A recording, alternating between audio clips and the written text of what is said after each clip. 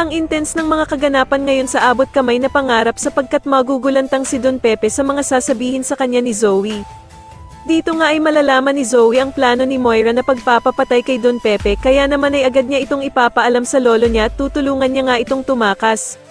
Samantala ay maiisipan na nga nila Doc Robert at Giselle na humingi ng tulong sa mga pulis para sa nawawala nilang ama na si Don Pepe.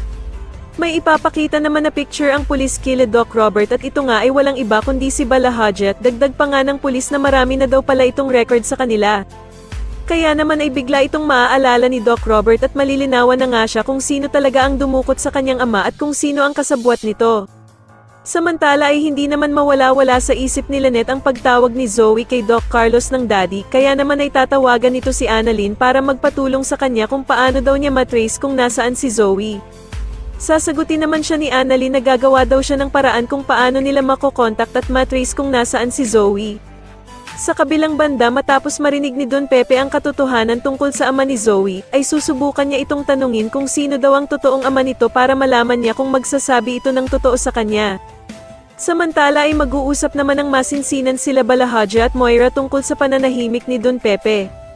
Pero sasabihin naman ni Moira na hindi niya ito magawang patayin dahil nga daw sa ayaw ng anak niyang si Zoe. Pero isasuggest naman ni Bala Hadji na pauwiin na nga lang daw muna si Zoe sa bahay nila at siya na nga daw ang bahalang pumatay kay Don Pepe. Pero wala naman silang kaalam-alam na nakikinig na pala si Zoe sa kanila at malalaman nga nito ang plano nilang pagpatay sa lolo Pepe niya. Sa tingin niyo magtagumpay kaya ang planong pagpapatakas ni Zoe sa lolo Pepe niya para hindi ito mapapatay ni Moira kay Bala Hadji? Mas lalo na nga talagang nagiging exciting ang mga susunod na kaganapan kaya naman ay mas lalo pa nating abangan ang mas lalong gumigandang abot kamay na pangarap. Maraming salamat po sa inyong panonood at sana po ay masubscribe niyo ako. Maraming salamat po.